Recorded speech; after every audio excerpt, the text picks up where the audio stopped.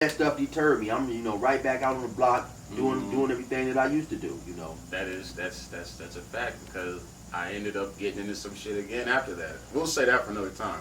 But okay, so you get out. I mean, not you get out. You get shot. You heal up and all that. And you go back to the block. Around what age was that? You think 18. Oh, you still like in your teenage years? Yeah, still 18. Damn. Okay.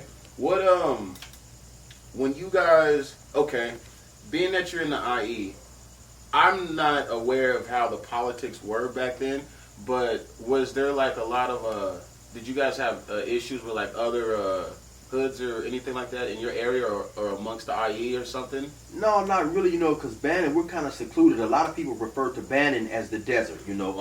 So it's we our beefs were primarily with any individual or who happened to come out there and who wasn't from there. Because in '86, the crack kicked up. So then you have a lot of dudes from other different cities trying to migrate and come to other cities and sell crack and stuff. Oh. And so that's basically where a lot of our beefs was. And to be honest, with me, we didn't even hear dudes out there repping IE. Mm-hmm. Back then. We had a few older homies. One of my homies, Law Dog, he was out kind of pushing IE because he had been to the pen. But my generation, we wasn't really repping and pushing IE. We were just, claiming our particular city. Yeah. Okay.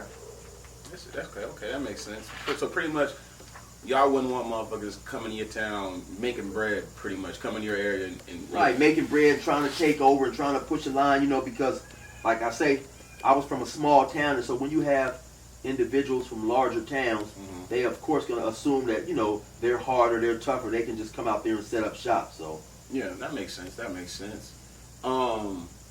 Did you guys ever like migrate away from Banning? Like, did you guys ever go like to LA, San Diego, Orange County, and shit like that, or y'all just primarily just stayed in Banning? Yeah, we primarily just stayed in Banning. Me and a couple other homies, we may have went out to San Bernardino a few times or Palm Springs a few times to buy dope and come back to Banning and sell it. But no, we never, as far as trying to go set up shop in someone else's city. No, we never done any stuff like that. Okay. All right. So, time's going on.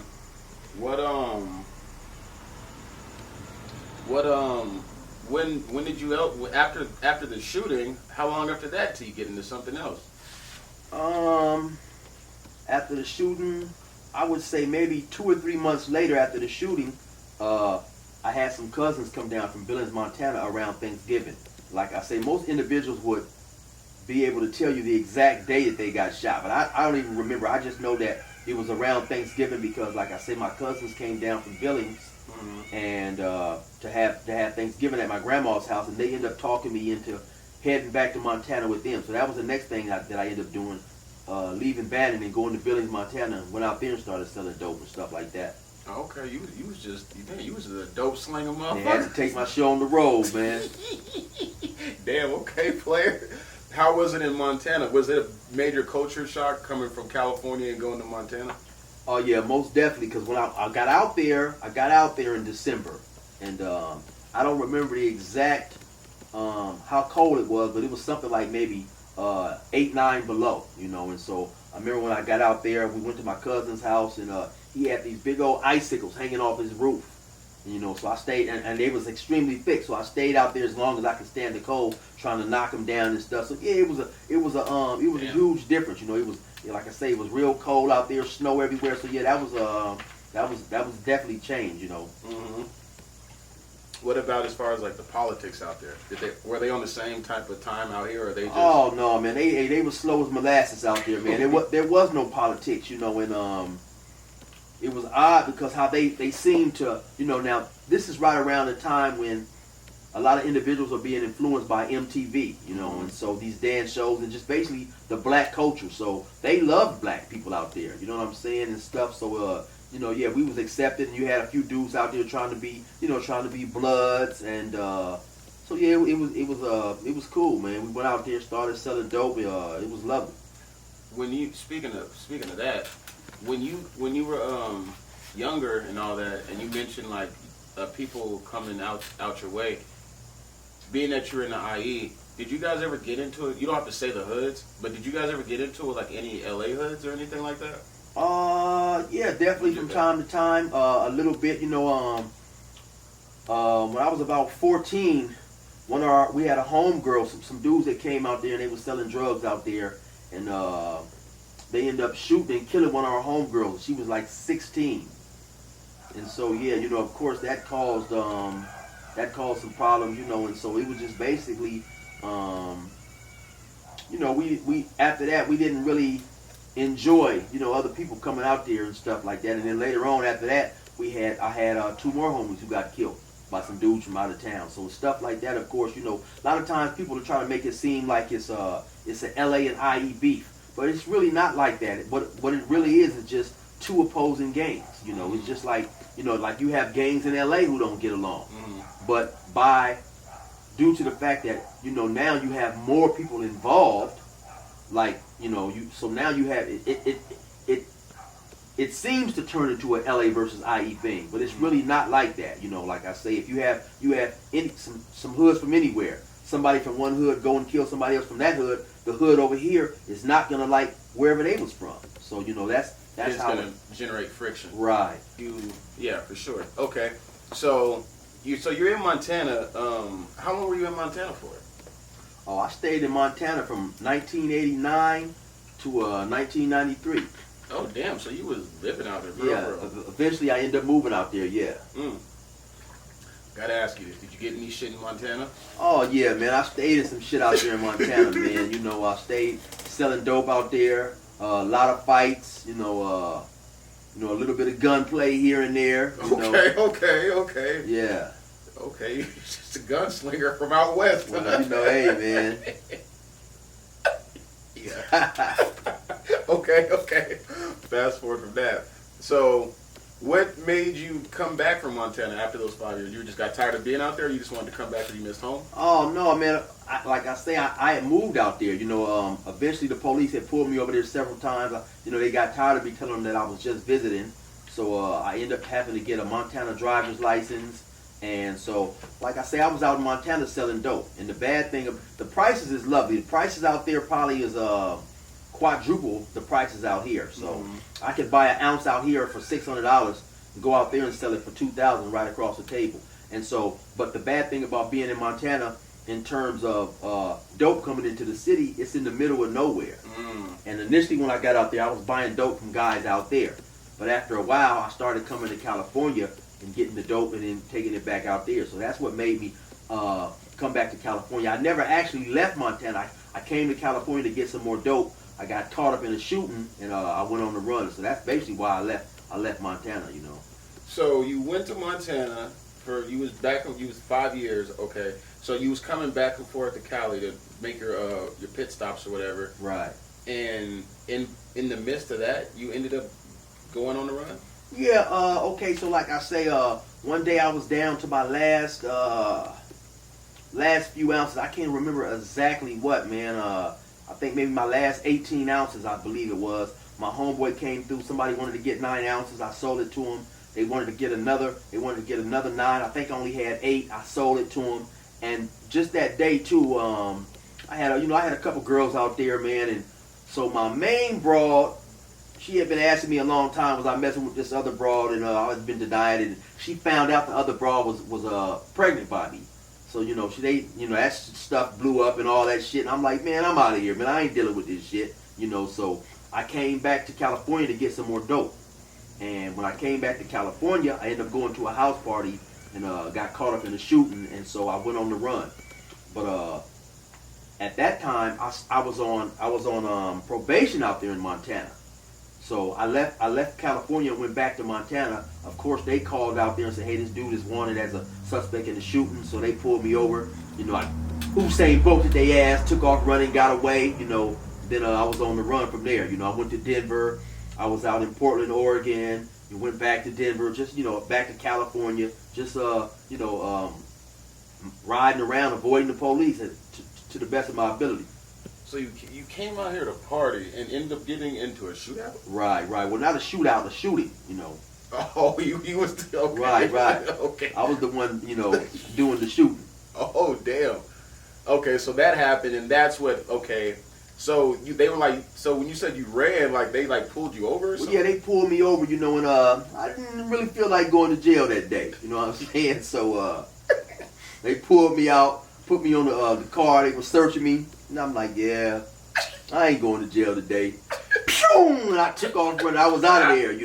They started chasing me and all that shit. And They didn't stand a chance. no, they didn't stand a chance. And earlier that day, it was crazy because I had jumped down these. I was in my girlfriend's apartment. I had jumped down. She had some stairs. I had jumped down some stairs and twisted my ankle. My ankle was big as hell.